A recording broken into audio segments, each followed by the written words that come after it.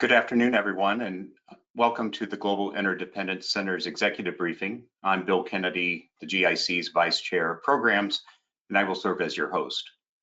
As a reminder, a copy of our guest report called Closing the Racial Inequality Gaps is available on the GIC website.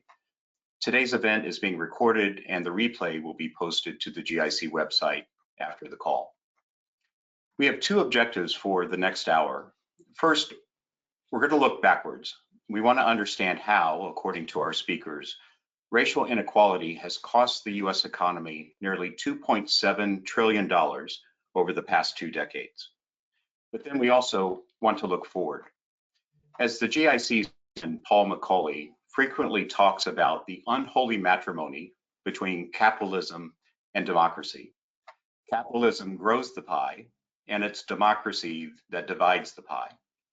In this context, we want to explore the interdependencies between systemic racism and the policies aimed at expanding and sharing the economic pie. Now, let me introduce our speakers.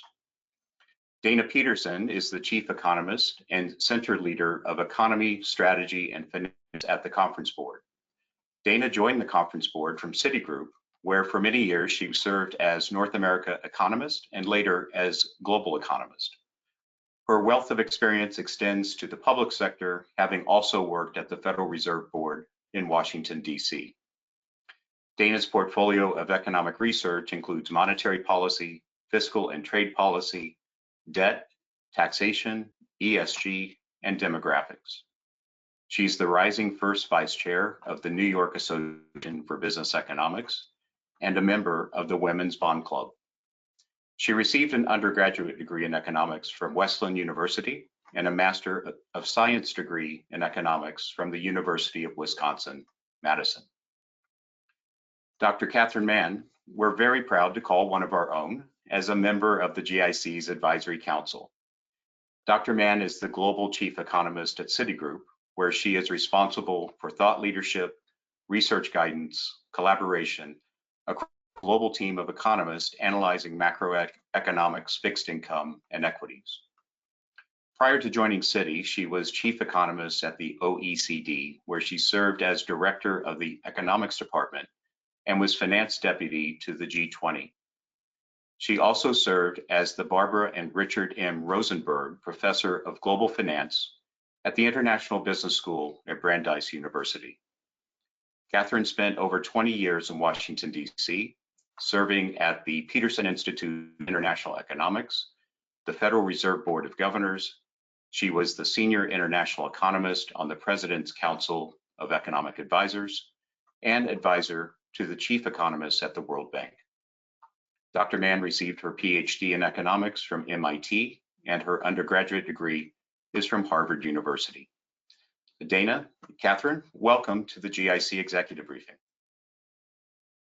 So Dana, we're going to kick off with you, and let me just start with a simple question. What was the catalyst behind the research and this report? Bill, that's a great question, and thank you for the excellent introduction of both myself and Catherine. The genesis of the report was really a way for people at Citigroup to process what was going on last year. We had the death of George Floyd. We had the death of several other Black persons in police custody. You had protests in the streets. People were protesting not only the police incidences, but they were also protesting the conditions around the pandemic. Many persons of color, especially women, lost their jobs. People were insecure in terms of housing and food, and it also seemed as if the virus was kind of wreaking havoc in these communities of color. So people were very upset, and certainly within Citi, I was on the Citi Research Diversity Committee, and we were trying to brainstorm around ways that we could respond and also engage our constituents who were our peers in research, and also more broadly, all the folks at Citi in terms of having a reaction to what was going on. And so one of the ideas, an idea I came up with, I said, well, since we're research, let's write something. And so I got together with Catherine, who's my boss, my manager, amazing manager, mentor, sponsor, all those great things. And we kind of hashed out some ideas around what we would include in the paper. And the paper is essentially divided up into 3 sections. The first section provides people with a historical perspective of why are there people rioting in the streets? Why is this happening? Is this something new, or these old grievances? What's going on? And really tying it to gaps, economic gaps. Certainly, these economic gaps have been around for a long time, but oftentimes the discussions were around a moral imperative. And everyone has different views of what is right or wrong or what's acceptable. And we said, well, since we're a bank, let's make the economic argument, right, around closing these racial gaps. So again, the first part of the report was more historical, explaining how we came to have these gaps, especially around economic matters. The middle portion of the report was about measuring these gaps and how much GDP has been lost over the last 20 years because of these gaps. And then looking forward, if we close those gaps, how much in the way of GDP and jobs could we generate? And then the final portion of the report was about what different stakeholders, the role of different stakeholders, corporations, governments, and also individuals in terms of helping to close these gaps. And especially with respect to individuals, we looked at I took it from the perspective of persons of color, right? What they personally could do to help close the gaps for themselves, which was a little different from saying this is what other people can do. But I think there are certainly lessons for everyone. Since I think, for me, the easiest part of the report was the economics portion, talking about the gaps themselves. And the reason why we look back 20 years, I mean, a lot of that was due to limitations on data. And that says a lot, where for a long time, you really didn't have robust metrics by racial group for a number of types of data. So we looked back 20 years and we said, well, if we added up these gaps, in particular the wage gap, the housing gap in terms of home ownership, the education gap in terms of income lost due to differentiation with respect to education, and also the gap, which is huge, in terms of revenues not generated because you don't have businesses that are open and viable. And it all added up to $16 trillion over 20 years, and something like 6.3 million jobs a year not being created. Now, these are really astounding numbers. And we didn't just talk about, this is what's wrong. We also spoke about, well, what happens if we do close these gaps? And so we took a year's worth of those losses and we placed them in a macroeconomic model and we cast it forth over 5 years. And we said, well, if, let's say these gaps, each of these gaps, the ones I mentioned, there are many gaps, but these specific ones were closed, then we could potentially generate almost $5 trillion dollars in terms of income that could be put towards GDP growth. And that would be the equivalent of adding something like 0.4 to GDP, US GDP growth per year. Now that's really astounding. Abstracting away from the pandemic and the wild numbers that we've seen, before that we were only growing maybe just under 3%. So adding 0.4 to GDP every year is really spectacular. I mean, that's getting you above 3%, closer to, I don't know, 3.5% growth every year. That's more than a lot of other policies can get you. And in terms of a global perspective, it's something along the lines of adding 0.1 to global GDP. And certainly before the pandemic, we were growing, I don't remember, but certainly not very fast globally, but each 0.1 is quite meaningful. And when we're looking for areas of growth, this just seems like a really obvious place to tackle the problem of slow growth. And certainly post-pandemic, we're going to need areas where there's going to be opportunity for growth. Now, I don't know if you want to ask me another question in here, but I can start talking a little bit about those gaps and how we came up with that $16 trillion, and also the jobs that were not created per year. So let's start talking about the wage gap. So we looked at wages relative to white males, and we looked at wages of men and women of different races as well as white women, and we looked to see where everyone was lining up. And it turns out that Asian men have the biggest positive gap with white male workers, and Asian women have just surpassed white males. But for other ethnic groups, they're all notably below, and women in general are pretty significantly below. So we said, well, what happens if you close that gap? Well, you could generate something like, I think it was something like $4 trillion, right, of additional income if you close that gap. And for Black persons in particular, for Black men and women combined, it was something along the lines of $2.7 trillion of additional income. Now we can think about what can happen with that. People can consume that, spend it on goods and services. People can save it and invest it. And so it'll flow through the financial system. People can purchase homes and then generate equity with and wealth along those lines. And so, that's how we came up with that measure. We said, wow, that's really spectacular. Now, a pushback against that is, well, it's not that easy to close the gaps because, first of all, there's a lot of segmentation in the labor market.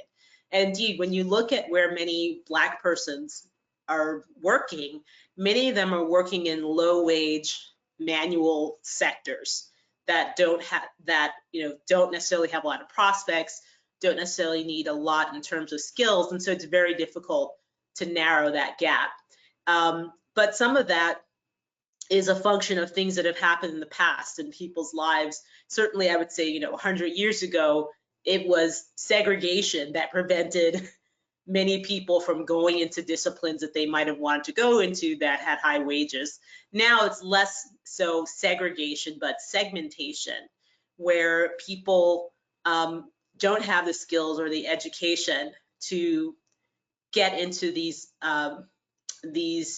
industries that are high wage, or even within industries. You could be in the STEMs, like you can work for Google and you can either be an engineer or you're the janitor, right? So there's still even segmentation within that, and making sure that we're helping young people to make better decisions about what they study and what sectors they go into. And then someone can push back and say, well, that's all great, but what about education? And so we looked at that, and we found out that that there are huge disparities in terms of spending on education by race. And you could have the same district, but a school that has mostly white students versus mostly non-white students, and the multiple could be 2x or 3x in terms of how much is spent in these two districts. And some of that is a function of property taxes, right? I know I live in New Jersey, and most of the budgets for the schools come from local property taxes. So if you live in Newark, which is, much of it's quite impoverished, and many people don't actually own homes, or if they do, they're not paying much in property tax, well, that's reflected in terms of the quality of the school. And so you have, so your educational prospects are determined by where you live. And ideally, that shouldn't matter. It shouldn't matter what zip code you're born in terms of what quality of education you receive. So there are opportunities to address funding of education, and also even along the entire spectrum of education. Early childhood education is just so important, and there are huge disparities there in terms of access to childcare and access to affordable but also good childcare where your child's going to learn something. There are tremendous opportunities to close those gaps. And another thing that we looked at, this is not anything groundbreaking, but the evidence shows that people who have advanced degrees, either a bachelor's or something higher, and also folks who go to trade school and develop a skill just make so much more money relative to the person who doesn't invest in those areas and just has a high school degree. So we looked at and we said, well, let's look at the gap between Black persons and white persons who have at least a bachelor's. Well, I don't want to say at least, but who have a bachelor's, right? And 60 years ago or even 70 years ago, the gap was pretty narrow because most people didn't go to college. They didn't have to. But once it became kind of mandatory for many jobs, that gap really widened out, and it has not shrunken. It's still pretty persistent. And we said, well, let's look at this gap relative to the population of Black people and white people. And we said, what if we had the same ratio of Black people with bachelor's degrees as our white people with bachelor's degrees? So closing that gap within the racial group. And it was something along the lines of 90, I think it was like 90 billion extra dollars in income, right? And if you bump that up to, these people gaining bachelor's degrees. And if we said, well, something more advanced than the bachelor's, like master's, doctorate, whatever, law degree, it's something like another $120 billion. I may be off a little bit on some of these numbers, so read the report, everyone, please. But it was really astounding, and so it really, I know there's a lot of pushback, and people say, well, why should we be encouraging young people to get degrees and so expensive, et cetera? But the thing is that there really are lifetime gains in terms of having these higher degrees and are going to trade school. Another thing I'd like to mention is not only do you have disparities in terms of where Black people are situated within industries, between industries, you also have quite a bit of differentiation in terms of STEMs, and also there are just so few persons of color in the STEMs educational programs as well as in these industries. And so that gap should also be closed. And a lot of that has to do with education in terms of telling young people about the different opportunities that they have, and letting them know, like, hey, you can go into this area, make this amount of money over a lifetime, or you can go into this other area and make a multiple of that. So I think that there's a lot that can be done there. Now, just getting back to how education is funded, that goes back to home ownership. And we have data that we obtained from the Federal Reserve Board that goes back, not the Federal Reserve Board, I think it's the Census Bureau, but either way, it goes back a long time. And there's this persistent gap where between Black persons and just Black households and every other household, right, where Black households are the least likely to own homes. Now, some of that people could say, well, it's because people don't save and they don't invest and all that. But some of that, a big part of it is historical. The ability to buy a home presupposes that you have a job and that you're able to save for a down payment. And part of that down payment has to be from somewhere, right? So either it's coming from labor income. So if you're not making as much as you should be because of labor market segregation or segmentation, or because there's bias, then you're limited in terms of how much you can save. And then also in terms of inheritances, it's very difficult to save if you don't have, an initial condition. And certainly 100 years ago, it was nearly impossible for Black families to purchase a home because you had redlining. And indeed, at the time, the National Association of Realtors, back then 100 years ago, said to realtors, if you show a Black family a home in a white neighborhood, we are going to take away your license. So, and then also the government made it such that it was very difficult for you know, Black persons who lived in depressed areas in the inner cities to move out to the suburbs or into areas to buy these homes. So they never had the opportunity to build that form of wealth. And for most families in the US, regardless of color, a house is the most valuable asset that you own. And so if you don't have that initial, you know, if you don't have that home from 100 years ago, no one was able to pass this down to you, it's very difficult to have this type of savings to purchase a home yourself or even to invest to start a business. And so we looked at, okay, so some of this is historical, but what's going on right now? And a lot of it is because people are not qualifying for loans. Well, why aren't they qualifying for loans? A big chunk of that has to do with your credit score. And indeed, someone made a really great point in terms of people just getting jobs amid the pandemic, where one thing that companies do is they check your credit report. So if you've had a job loss or you fell behind in a credit card during the pandemic, that's going to show up on your credit card score. And so that can be a deterrent for you to get a job, right? So that's just something to think about. But it's also been a huge deterrent in terms of people being able to obtain a mortgage.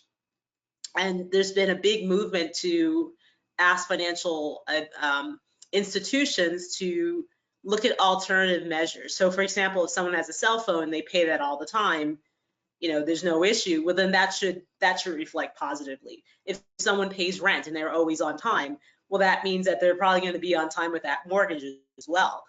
So those kinds of things, getting over those barriers. And then the final thing,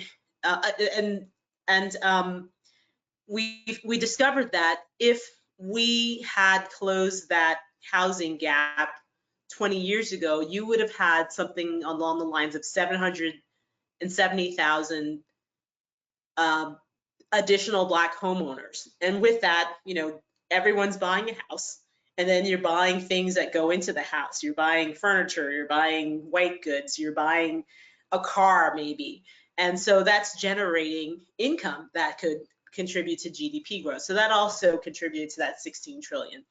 And then the final thing that I wanted to talk about before you cut me off, because I feel like I've been talking for a while, is just thinking about business investment. And this was the biggest chunk of that 16 trillion. I think it was something along the lines of 10 or 12 trillion dollars of lost income because Black businesses, Black entrepreneurs were failing and or don't even have the opportunity to get started.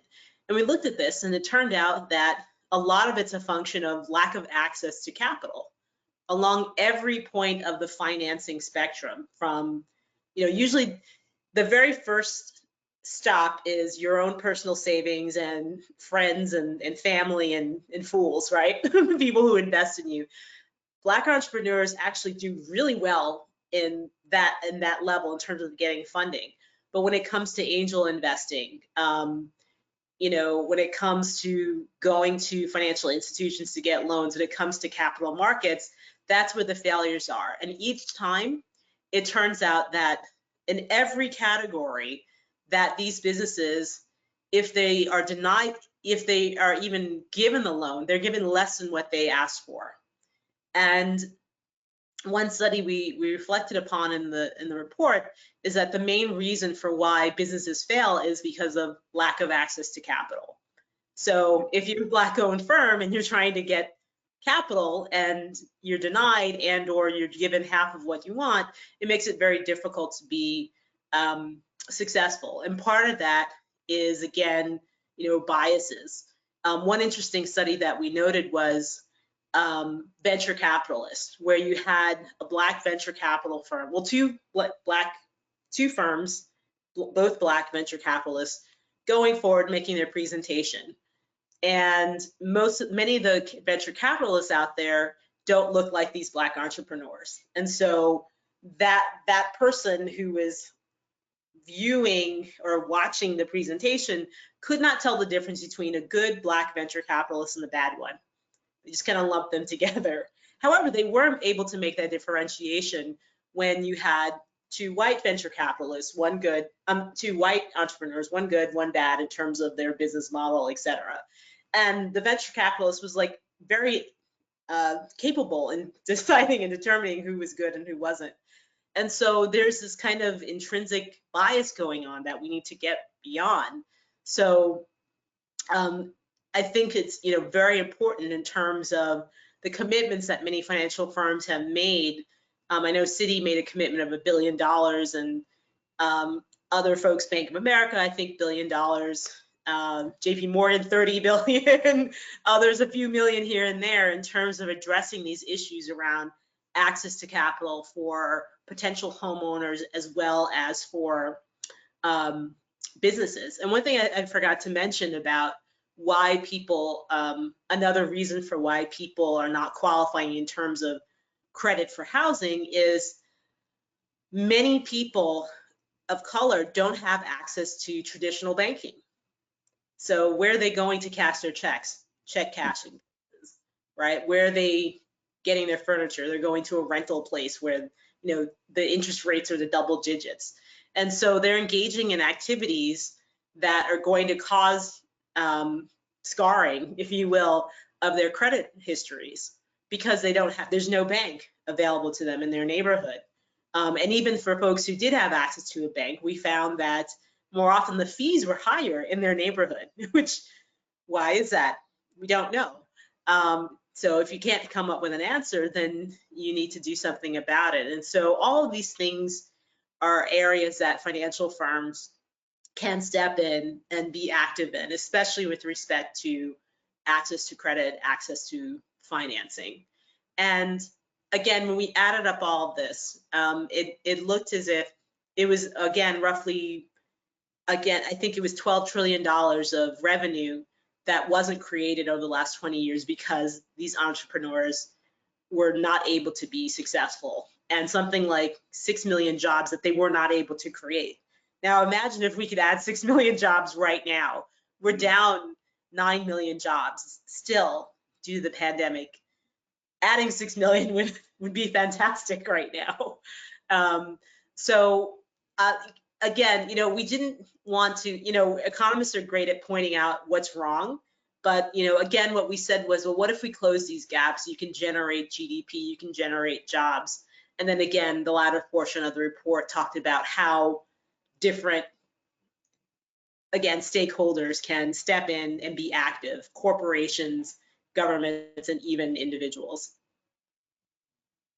Great. So if I can think about the building blocks to tackle the gaps, it's education, which leads to more jobs, more income, which leads to more home ownership.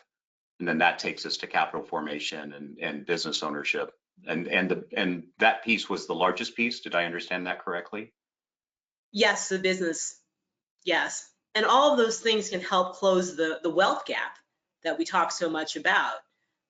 So you framed it perfectly. And so that each point of someone's lifetime, there's an area where you can put in a stopgap to close the gap, right, to help people out. And so in terms of solutions, there's no silver bullet out there. It's multifaceted, and there are opportunities all over the place to address these gaps. Great. Okay, well, Dana, thank you for your insights. Please stick around for the Q&A portion. So now we're going to ask Catherine to come back to screen. Excellent. Dr. Mann, the virtual floor is yours. Great. Well, thanks very much. And Dana really laid out both the genesis of the report, which was to seize the moment of the George Floyd and other deaths, as well as Black Lives Matter, to really seize that moment and bring to bear a tremendous amount of research that was available in the research and the intellectual marketplace, and really pull it all together across the dimensionalities of the gaps that she outlined. Again, we looked at, we focused on how much money is being left on the table, so to speak. We're a financial institution. People make bets all the time on different sectors and so forth. So how much money is being left on the table? by not having an equitable set of opportunities across jobs, across housing, across education, and across entrepreneurship. I think one of the important outcomes of the report was to frame these gaps as interrelated. Dana pointed out, for example, the housing gap is both a function of education, but then it leads to problems with entrepreneurship because you don't have any collateral, which many people use their house as collateral. So that was one way of thinking about linkages, and there were many others. But the other aspect of the report that I thought was very important is the linkages in the end between kind of the responsibilities of the corporate world, the policy world, and the individual towards closing these gaps. It's surely not a silver bullet, but it's also not something that you can only point to kind of, oh, you take care of that, policymakers, and you know, us as individuals or as corporates, we don't really have to do anything. And I think it was important to point out there are things that each one of those parties can do. Again, I think one of the aspects about policy that we do have to remember is that there was a lot of backward looking in the report. That was the trillions over the last 20 years. But those, the research about the gaps in the past do inform us about what we can do going forward to gain that $5 trillion over the next 5 years that we really ought to be able we at least should try to get a hand on. And sure, we can't, you know, snap our fingers and close all those gaps, but looking at the historical research put together gives us some ideas about where to go. So I wanted to address a couple of those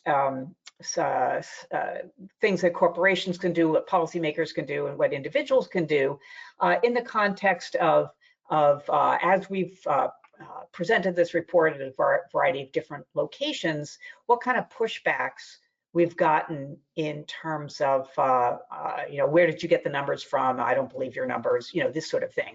Of course, whenever you have numbers, people can always say, I don't believe your numbers. The main pushback, I think, is that people say, how can you close all those gaps? What's, you know, isn't this a zero-sum game? For example, there is one head of a financial institution, and she just got the job, Jane. Now, does that mean some other person, maybe named Paul, I'm just making it up, didn't get that job? Well, at the top of the pyramid, we may be talking about a zero-sum game, but the pyramid's pretty big. And there's a lot of room down at the bottom where it is not at all a zero-sum game. The second aspect that I think at the individual company level that I often use this example when talking with individual companies, and they're sort of saying, well, you know, it's a zero-sum game. If I give this person a job or if I give that person a raise, then I won't be, you know, then it's a zero-sum. My response, especially when it comes to jobs and wages, is to conclude, if you think it's a zero-sum game, then you say that your company is not going to grow. It has no more jobs available. It has no more revenues available to redistribute in terms of salaries, wages, and salaries. So when you tell me that you think your individual company is a zero-sum game when it comes to issues of diversity and inclusion, then you're telling me that you have, you know, a static company. That's a pretty hard swallow for a lot of people when I push back in that way. It makes them think about what could their company be doing going forward to not only improve the company's bottom line, but also it's, you know, it's the triple bottom line, and not just the revenues per se, but also the inputs to the revenues, which is a more diverse workforce. So our report is very definitely macro. We have added up all these possible gains to give you a sense of how big the pie could be. And we've done it in different ways. Some of the gaps are closed in terms of income. Some of the gaps are closed when we think about jobs, and then we can turn that into income using some ratios. So we can always bring it back to how you get to a big macro number, whether you start with wages or housing or entrepreneurship or jobs. You can always bring it back to GDP by bringing in some ratios. So it is a macro number, but it comes, I think, down to the micro level when we talk about what companies can do.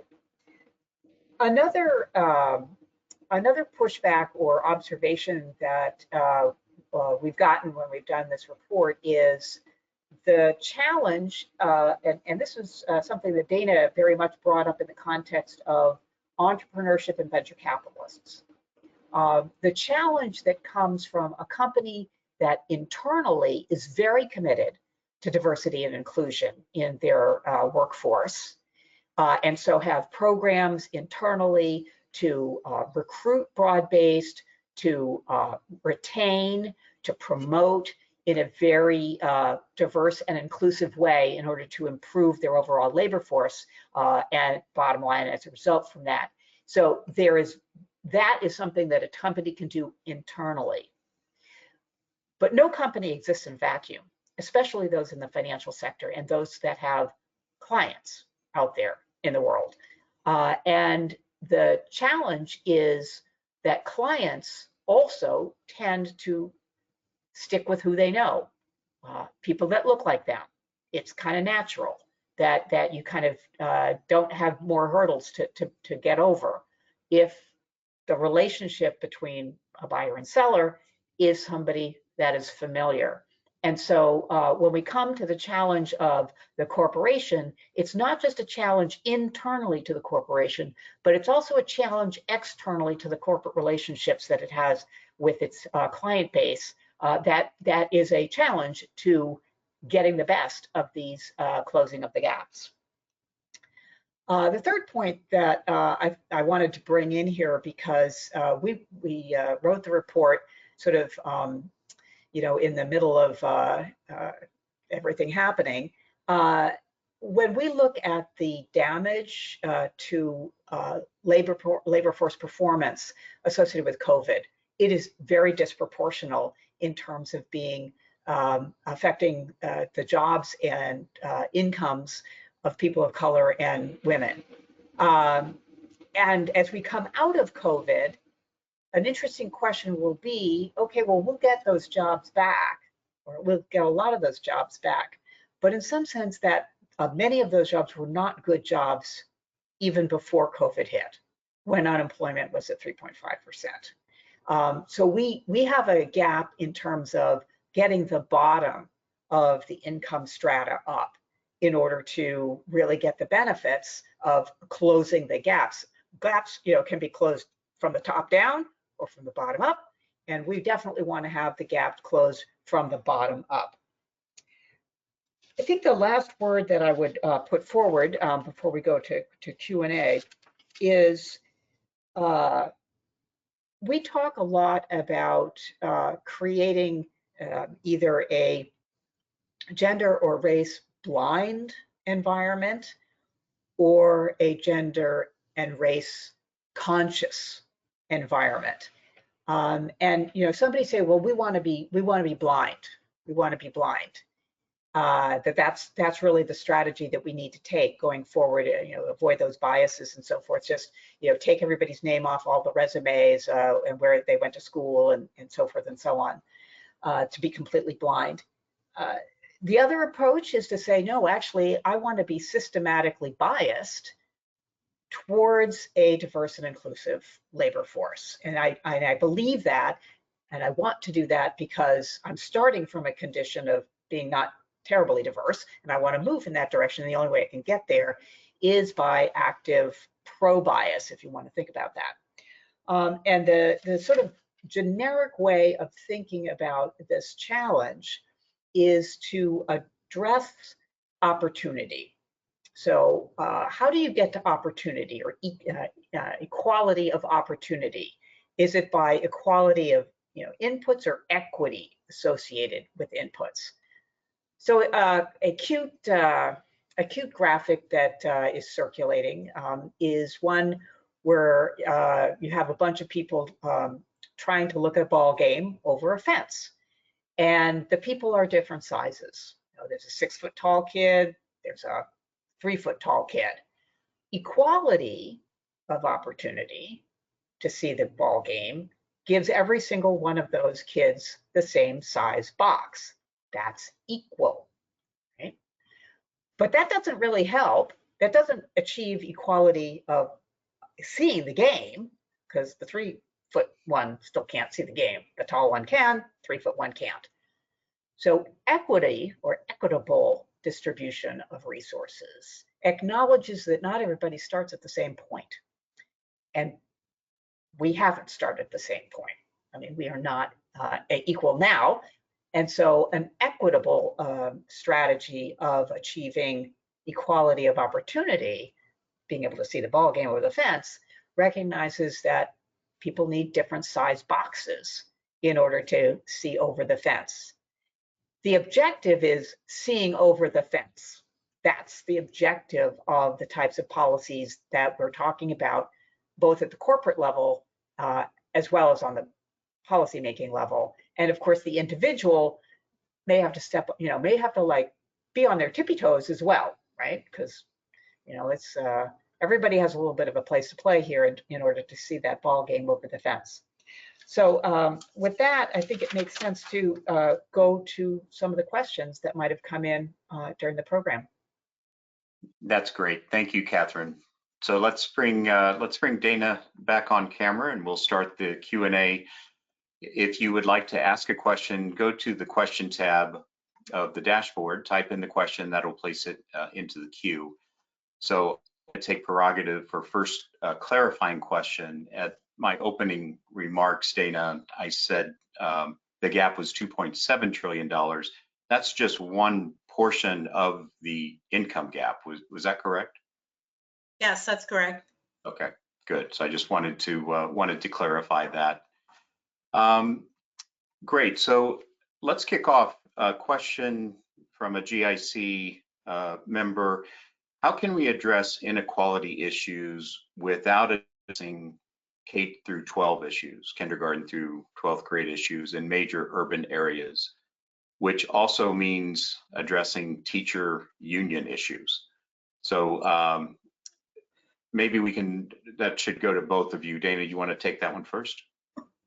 Sure. I think the report has a whole section on education, and a few points that we make are about K through 12 education, where there is unequal investment in children, and also there's unequal investment with respect to early childhood education, where kids are most apt to learn and absorb between 1 and 5 years old, yet not every parent has the ability to invest in that education, either putting their child into preschool or whatever it is. And so, yes, I mean, we absolutely need to address the funding issues around K through 12. There also needs to be an addressing of the quality of education, because you can throw money at something, but if there's no quality, then it's just a waste of money.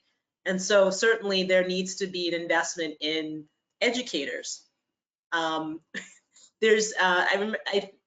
probably going to get this wrong, but back in ancient Greece, a very famous writer complained that actresses and gladiators were making more money than teachers were, and it seems like several thousand years later nothing has changed.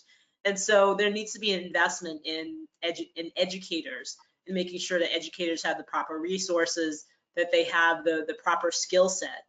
Now, getting into the union issue, that's really tough, because some people say that you shouldn't have unions, and other people say you absolutely should. But there needs to be a meeting of the minds. There's got to be some middle ground where you have protections for teachers, but those protections don't go so far as to prevent change and improvements. And certainly you have you have various models out there, charter schools, private schools, even public schools, magnet schools within public schools, and different things, different incentives to make sure that, yes, educators are protected, but also that students are actually learning and are getting the skills that are necessary to succeed later in life. Catherine? Yeah, the comments that I would make are, there's quite a bit of research done by James Heckman on the importance of early childhood education. This is like pre-K, and the incredible value that this early education pays off throughout the life of the individual, of course, but also by reducing incarceration and reducing crime rates, pays off for the whole population. So it's very much a case where, the money put in to pre-K, universal pre-K institutions, quality, of course, has a lifetime benefit to individuals as well as to society. So this is something that, the numbers are really clear on this, and James Heckman has really been a major proponent of this strategy. The question is always, well, how do you get the money for it? Well, if you think about, you take a finance thing and you present discounted value of the future stream of gains, makes that original amount of money that you need to put on the table really small. So that's an important observation. It could be done at the national level. There are countries, Canada, for example, when Trudeau came in, spent a lot of his initial fiscal firepower on early childhood education. The point that on the K through 12 and sort of where the meat of housing and property taxes as the main support for housing, for education, this creates tremendous unequal outcomes in terms of the quality of the education. And so there are a range of strategies to try to share between jurisdictions, those that have very high income, high property taxes, very wealthy housing, large houses, whatever, high property tax districts, share with low property tax districts. It's a very controversial approach, but it has traction and it sticks. It has stuck in some states that are not otherwise known for being all that progressive in terms of how they fund things. So there are strategies to recognize some of these inequalities and to try to rectify them. Oh, that's an interesting potential solution. Dana, here's another interesting potential solution for you. The suggestion is, why not set up a government investment fund for each newborn to families that are below the median income or a targeted group of families? What do you think of this idea? I mean, that's definitely an idea that floated around even before last year's election, but was brought up by some of the candidates. And I think that, I'm going to give my personal opinion. I think that's a great idea. And the thing is that we find money to fund lots of things, bridges to nowhere. Why not invest in young people, from an early age, and give them that seed money, if you will, to either go to college once they turn 18, or to open up a business, or to go to trade school with the hope of opening up a business. Why not do that, and provide that money to help finance education? And so I personally think it's a great idea. In terms of how taxpayers may feel about it, I don't know, but certainly we do find ways to fund everything else. Why not do that? Okay. That is not a TCB opinion. You were you clarified that at the beginning, so you're safe. Catherine, there's two questions here, and I think they're related. Could you talk about raising the minimum wage and the concept of universal income? Would those two policies help to address this racism gap? Well, let's talk about minimum wage, since that is a policy that's on the table.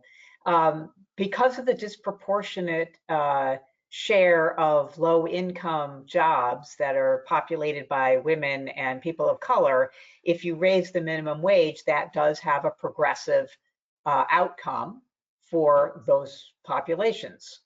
So in some sense, that is a way of closing the gap. From the bottom up. It's also a way of making work pay.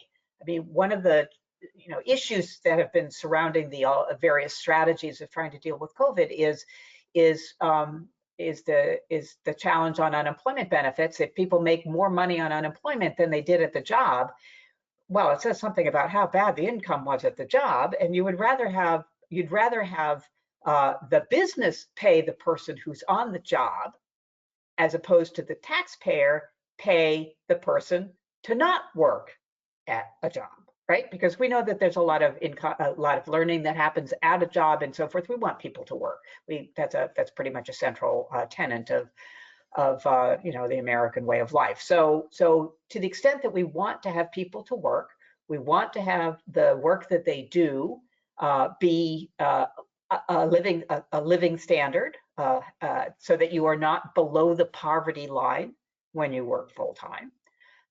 And you don't have to cobble together 3 jobs to try to get to a living wage. Now, does $15, which is kind of the number that's out there, is that the right number? Is it the right number for every place in the United States, which is a place with lots of diversity in terms of cost of living? That makes it challenging. That makes it challenging to have a single federal minimum wage. But of course, there was a single federal minimum wage at an earlier time. It hasn't changed in what, decades? So so there was a period of time when there was an agreement at the federal level that this was the base, that was appropriate and applicable across the board. So there could be that kind of agreement again, recognizing that it might be, to get there, it's going to be different for different states. So I think that's, one of our members has a comment here more than a question, but stating that there seems to be equalization within a state like New Jersey, that sharing is taking place in terms of how much spending per pupil, for instance. But how do you tackle the cross-state disparities that may exist between Jersey and a state on the other side of the country? So it's an interesting concept. I don't know if fiscal federalism. I mean, it's sort of fiscal federalism. We run it better than other countries do.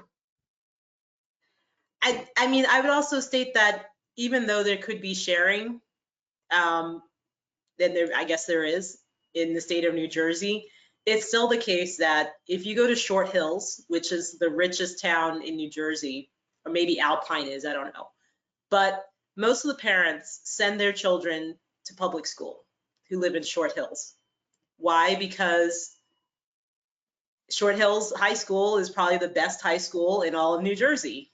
And also, the parents themselves have tremendous power and pull and resources, personal resources that they could put in, right? Whereas a student who goes to Newark, which is just a few miles away, literally, may not have that parent with all these resources that they can pour into the school. So there's still unequal outcomes, even if there is some equalization. And the thing is that, I just don't know if it's exactly equal, such to the point that you have a parent in Newark who's trying to send their child to a parochial school and pay for that, right? That education, whereas a parent in Short Hills can afford parochial school, but no, instead sends their child to public school. So it's not perfect. Great, thank you. So we have time for 2 more questions. Dana, this one I'll put to you. If monetary policy is part of the cause for racial disparity, how can it be a solution? That's a great question. and I think that's something that the Fed is struggling with right now, because on the one hand, keeping interest rates at, bargain basement prices is increasing inequity at the upper end, right? So if you own financial assets, it's great for you. If you own a house, or you want to buy a house, it's really great for you, right? So in terms of accumulating assets, that's really great for the people who already have assets. They can compound them. And for those who don't own a home, those who don't have financial assets that are benefiting from low interest rates, are the stock market taking off because the Fed is it's more so the stock market taking off because the Fed's keeping interest rates low and applying lots of accommodation and expanding its balance sheet, et cetera. In that sense, yes, the Fed is playing an unfortunate role in increasing inequality.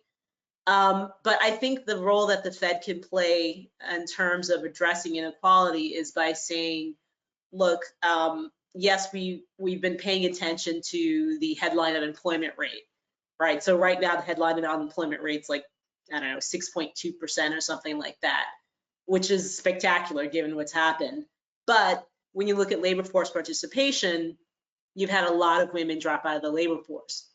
So that's not a good thing, right? And you still have inequities in terms of different racial groups where it's still persistent, like the Black unemployment rate is still persistently higher than the national average. So I think the Fed paying attention to these things, and certainly the Fed's policy around average inflation targeting, where the Fed is choosing to be more patient in terms of allowing inflation to rise above and persist above its 2% target for some period of time before they respond, right?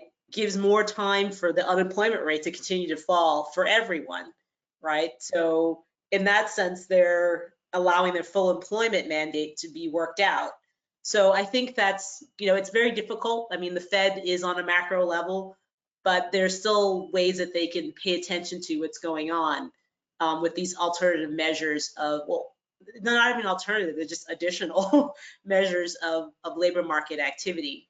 So I think the Fed's kind of between a rock and the hard place, but this is the fact that there's acknowledgement finally, I think is really important. Well, you teed up the last question beautifully. So, Catherine, the question has to do with the Fed's mandate, and should it formally be expanded to include inclusion, labor inclusion? And we heard a lot about labor inclusion in Powell's speech yesterday at the Economic Club of New York. Do you want to tackle that one?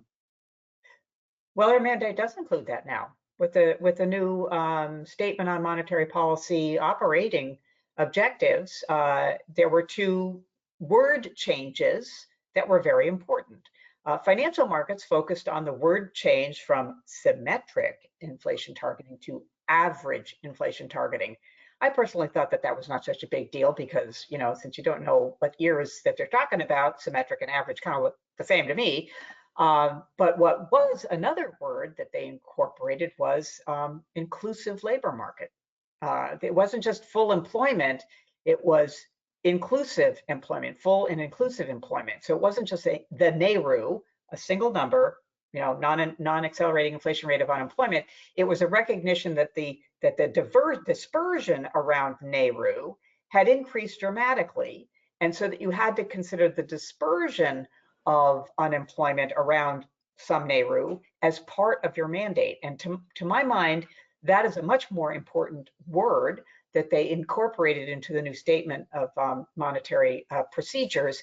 And it's one that I think financial markets, having gotten excited about average inflation target, they then kind of got, took another look and said, well, this inclusive thing is actually much more dovish than the average inflation number, average inflation word. So and it's a recognition that when we think about inequality, and to kind of build on what Dana was saying, when we think about inequality, we can say, well, monetary policy is making it worse because of the wealth effect. But if monetary policy tightens too soon, then you raise inequality because you have worse employment outcomes. So the Fed is effectively saying we will absorb or bear or acknowledge or cause more on the wealth side, because we know that having a higher level, a tighter labor market with rising wages, with more people in employment, gainful employment, that is the best way to reduce inequality in a systematic way.